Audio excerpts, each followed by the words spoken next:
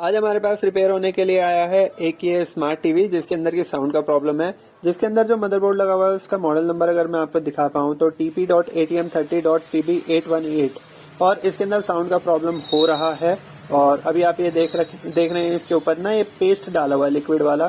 तो अब हम इसका जो आईसी है उसको रिप्लेस करेंगे एंड उसके बाद हम इसको ओके करेंगे। अभी जो प्रॉब्लम आ रहा है वो आईसी की तरफ से आ रहा है। बाकी आपका कोई भी डाउट या सजेशन रहता है इस बोर्ड के लिए या किसी भी टीवी के लिए तो आप हमें कमेंट कर सकते हैं। वीडियो को लाइक शेयर और चैनल को सब्सक्राइब करना बिल्कुल भी ना भूलें। मिलते हैं नेक्स्ट वीडियो में।